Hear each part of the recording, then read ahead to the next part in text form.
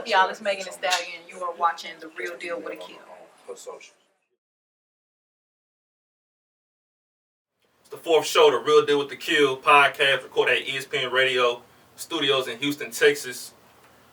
See, there's a difference between the followers and following. See, me, I only got close to like 4,000 followers, but I don't have no following. But somebody like my next guest that's on this show grew like 50,000 followers like halfway through 2017. It was at 30,000, now it's like at 87,000. Yeah. But that's a following. See, when you start getting fake pages, you get fan pages, that's when you know you made it. That's when you know you at the top of the game. People say, yeah, follows on Instagram don't matter. Man, bullshit. Bullshit. When you make it, and you got fans, you got haters, you gonna make it to the top. And I'm talking about Megan Thee Stallion. So when you, this verse right here, Megan, is it like, was you inspired by Trina, and who was your inspiration when coming into the rap game? Well, writing this verse, what was my inspiration? Well, like being as a rapper, because that verse, like I said, that verse is kind of reminds me of a Trina almost. Mm-hmm. So is that like an inspiration you had in your? Well, when I was coming up, I really didn't have any female artists that I was just like, ooh, I want to be like her when I grow up. No, like my mom was a rapper. And yeah, she really put me on like the Biggies and the UGK and stuff like that. So like my inspiration really came from like my mom and like Pimp C and stuff like that. Pimp C. I heard you on the other interview you did, and you were talking about Pimp C, and it threw me off. I was like, when she said Pimp C, I was thinking more like, you know, Trent, something like a female rapper that inspires you. Because when you hear people influence you like a female, they get mostly influenced by another female that came in the game. But when you said Pimp C, I was like, dang, she said Pimp C. So that's in your mind the best Houston rapper ever. Yeah. He's awesome. I love Pimp C. Yeah, Pimp C's not bad. But then, where do these followers come from out of nowhere? Like, when did it started happening, when you start seeing all these followers just come at like an overload on social media? After I did the Houston Cypher verse, that's when I pretty much saw that, you know, the following was getting bigger and bigger. Like, once people started sharing it more, and it was just like everywhere, all over the place. And then I dropped the fantasy pool party video, and then it kind of shot up after that too. And then just the more and more like pictures I post and the more photo shoots I do, like I see a lot of people reposting them, and that's where all the followers come from. And it's crazy because like I'll be going out to like kickbacks or like parties, and they're playing your songs. Really? They play like literally. I was at a kickback 3 days ago, and the song, I forgot what song it was. It wasn't a new one. It was one of your old songs that you had, and it was over like a freestyle basically. Yeah. I'm like, no, they sang, and we the same age. They playing the song, like they are reciting it. I'm like, oh, this is crazy. So I'm imagining once you get that mega hit that hits the club, because you already got the followers already show that you already got the appeal, the following. So now you get that club hit, that mega club hit that you pushing for. Then it's like, all right, it's gonna take off now. Yeah. So it's like, that's you almost there basically in your head. How inspired do you? How do you stay inspired each and every day?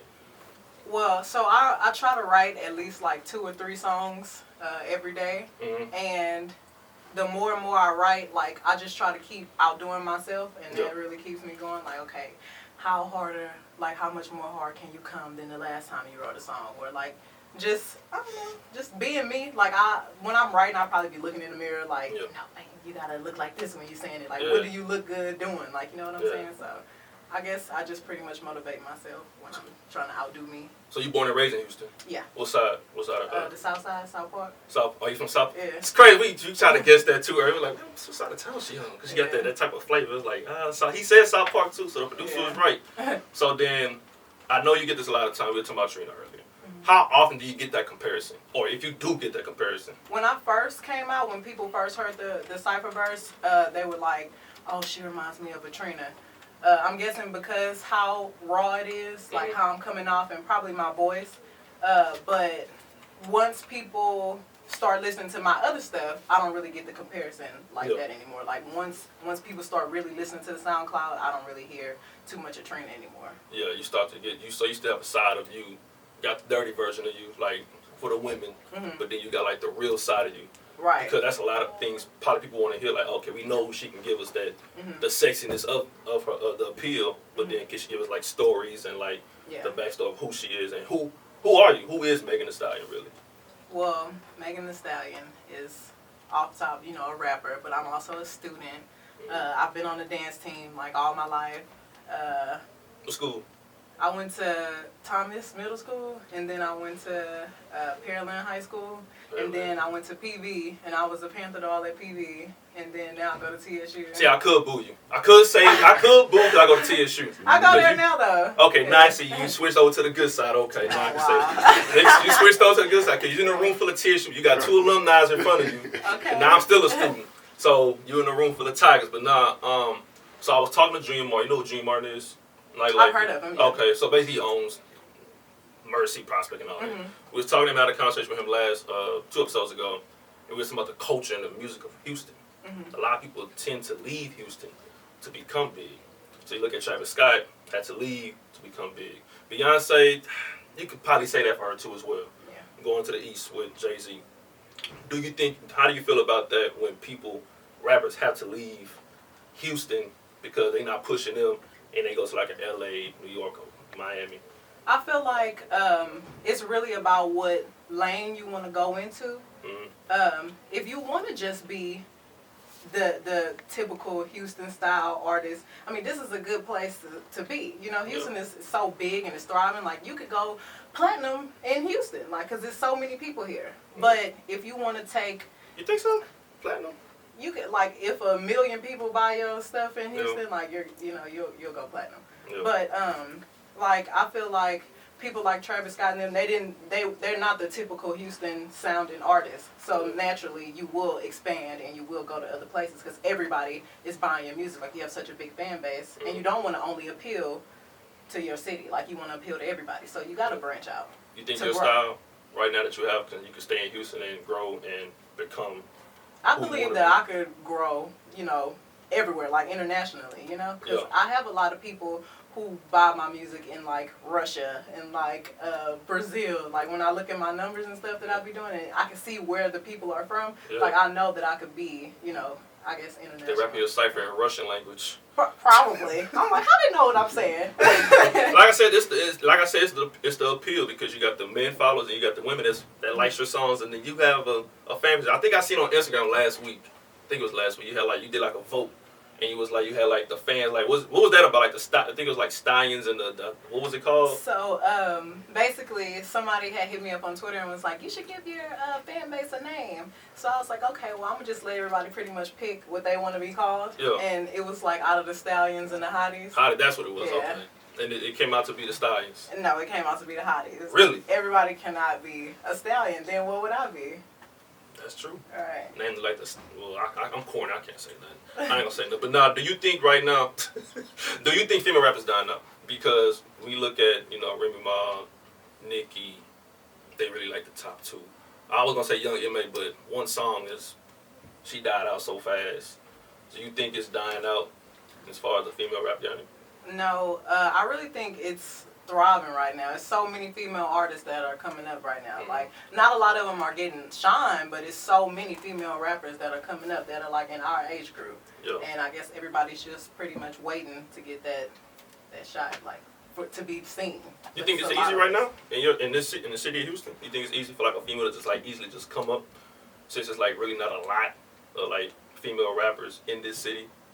Making noise. I think it's well, since it's not a lot coming up out of the city, then it should be pretty easy for somebody to pop, because I think it's easy for a female artist to pop anywhere, because if you got it, you got it. Yeah. You know what I'm saying? And I mean, ladies look good. Everybody want to see that. So I mean, it's all about, I guess, the work ethic. So did you ever think about that at one point? Like, anytime, like this year or last year, it was like, man, I'm a rapper in Houston. I'm a female. Like, there's nobody doing this. Why not me?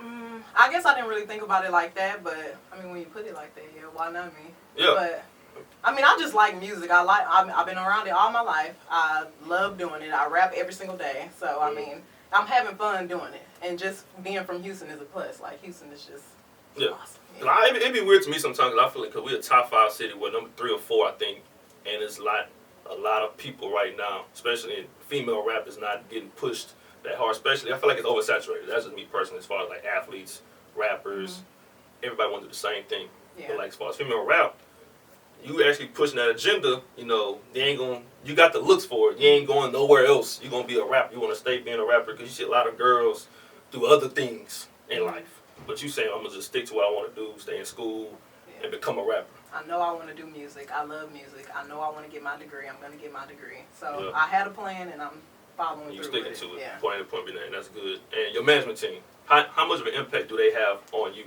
each and every day? Well, I talk to both of my managers I talk to one of my managers every day. But I talk to my managers like which manager is it? Every day. T2. T2 of them. Which one is it? Every day I talk to her, but I talk to my other manager at least every other day. And I don't really do anything without asking their opinion. Because I really value it. Like, they know what they're talking about, so, you know. Yeah, talk to him. For the past few days, he has a lot of knowledge. Yeah. And I can see you can have him on your side at all times. I'll probably get to know later on, but maybe. But talking to him, he's a pretty cool guy. But new song coming out, Pull Up Late. And we got the song we can play, and I hope he has it ready. He do got it ready. I have faith in him. New song, Pull Up Late. Just talk about that song. And because, you know, a lot of people, we heard freestyles of you on different beats. So now this is your first song you're putting out on iTunes on the original beat. So just talk about that song. So basically, it's a kind of a continuation from the cypher. Like, people liked it so much. I was like, me and my management team were like, you know, we should do a song, you know, sample you from the cypher. You know, everybody will basically already know the words. It'll be easy to sing along to. So, I mean, we got MCV to make the beat. And it came out really live, and, you know, I just did my thing on it, and it came out really good. So again, I'm going to let you introduce the song to it. Okay, this is Pull Up Late by me, Megan Thee Stallion. That's all you get? I mean, you know, you gonna shout out to South Park, you know, like, I mean, TSU or something. That's all? That's it? That's it. Okay, we're gonna get around. The new song, Pull Up Late, came out, Megan Thee Stallion. So the EP's dropping. Just talk more about the EP. So I'm really excited for the EP to come out.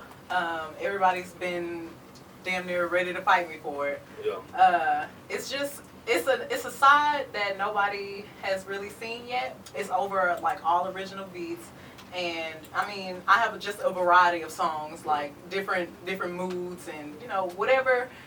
It's just, I don't know, it's just gonna be really good. Like, it's not the usual Megan Thee Stallion. So let's talk more about like how many. Well, yeah, deep into details, but it's like how many. Because it has to be a surprise. Exactly. Yeah. So you talk how many songs on it on the EP? Probably gonna be about 7. 7 songs. Not bad at all. And on the EP now, because you know the SoundCloud was number freestyles and you know just verses. Yeah. So now you're gonna get like the complete songs. Complete songs. Yeah. And who helped you produce with the EP? Who helped you with it? My producer is MCB, and he's awesome. And I was recording over at Bach Studios, and they're really awesome over there too. So we really got some work in on this EP. All right. Any questions from my producer Rob? Anything? About to wrap it up. Any last words that you want to give out since the interview about to be wrapped up? I'm gonna give a shout out to TSU. There you go. There you go. That's what you talking about right there. And I'm gonna give a shout out to South Park because I think I offended somebody in the room and I didn't do that. My grandmother, and you know, they're from South Park, so I just. You know, all the coolest grandmas are from South Park. So you know, the best people come from that side of town. And New Orleans. And New Orleans. Ninth Ward. Can't forget about that. I got people now. Exactly. So we can't, you know. Well, I mean, I do have a question. Like, did you already ask her, like, who influenced her to rap instead of, like, rappers already in the game? Like, who influenced your music style? Or you can ask it, I didn't ask. Who influenced your music style? You know, like I said earlier, my mom was a rapper. So, I wouldn't even probably had the thought in my head to rap if it wasn't for her. But I used to watch her, like, writing all the time and listening to her, like, going over different beats, and she was way hard, like she was hard, like, you know what I'm saying? She was kind of like a gangster rapper. Oh. But, so when I would watch her rap, I would think of, like, how can I do this my way? Like, because I'm a little softer than her, so I was like, how could we make it Megan style? So I'll be, like, taking all her instrumentals, like, because back then, like, you just couldn't get on YouTube and pull up instrumentals, so they had like CDs and they had everybody instrumentals on them. So I would like steal her CDs and like have them in my room, and she'll be looking for them, and I'll just be in there writing and she don't even know. And yeah. So when I started rapping, it was kind of I don't think she took me seriously when I first told her I wanted to be a rapper. So I had like went off and I had went to the studio with one of my guy friends, and I came home with like 2 songs recorded, and she was like, okay, you really want to be a rapper? Okay, we can do this. And so. How old was you when you started? Like outright in public, I was probably like 18. But I had been writing for a long time. But I just didn't tell anybody. Oh, so I asked you, man, me and your man was talking on the phone this week, and I asked him a question. I said, you think, she said she rap. We got a producer right here. We got YouTube. We got instrumentals. I was thinking, you could probably drop a few bars. It won't work. Y'all guys don't have headphones. It won't work. Not with this equipment right here. It won't work. And the other studio, when I get y'all in the big studio, it'll work. Burning up. Huh? Since we ain't burning up, we can go in the other room. Well, it won't. I mean, it's a lot of activity going on. Anyway, my question is this.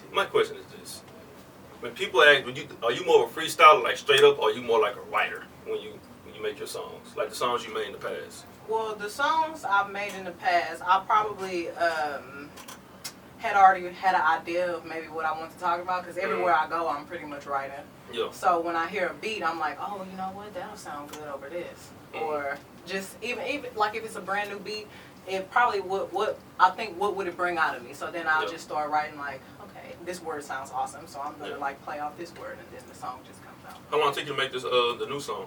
Pull up late. The beat was so awesome. Like the beat was just easy to write to. So I mean, it was just flowing out. It probably took me like maybe 4 or 5 days to write it, just to make sure it was perfect. Oh wow, that's quick. So when you talking about your mom rapping, when she was rapping, what was her style of rap? Was there any like similarities when y'all? No. She was gangster. Like, mama in the room. Mama in the room. Thank the mom. Where's the mom? That's the manager. That's the manager? God. Oh, I mean, they look alike. Jesus. They look alike. I'm just saying, though, they look alike. They kind of favor each other. Yeah. They kind of. I'm just saying. She like a daddy. You look like her dad? Yeah. Hey, man. Hey. Oh, yeah. Also, I wanted to ask you, what's your major at TSU? Health administration. Oh, so you on the other side. I thought it was like entertainment and recording industry. No, I had a class, what was it called? It was a communications class. It was like interpersonal communication, that's what it was. So I was in that building a lot. Okay. And I went to a few of the seminars that they had. Like, it was like Comm Week or whatever they called it. Oh, yeah. And I went to some of y'all's, like, big meetings that they had. And it was cool. I'm not interested in having that degree, but I mean, everybody in that department is super cool, and it's really interesting. And I feel like y'all help each other a lot over there. Like everybody knew each other. I mean, when you see each other pretty much every day, like you gotta help somebody. I could tell everybody was tight, and I was the only one in the room. Like, okay. That's how I met this fool right here, MLK, same building. Yeah. So I mean, that song like a Stallion. This song right here. What was the? Just talk more about this song, the Stallion, like a Stallion. So basically, this is like the first single that I ever came out with to like an original beat, and I mean, this is when I first started like kind of popping on Instagram too. Yeah. So I really wanted a song that was like about me, like my name, just to get it, a little bit more popular and have it just in people's mouth a little bit more.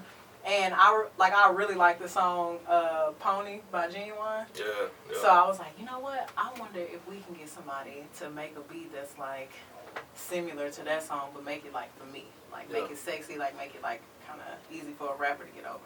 So that's how that came about. And I wrote this song in probably like 2 days, because I was like on it every single day. Like, I have to get this song done. It has to be amazing. And it was really easy to write. And then we got out there. I had to make up a dance for it. My manager was like, Megan, you have to do some choreography. You need to get this done ASAP. I don't know how many times I'm going to have to tell you. So I got one of my Panther Doll friends.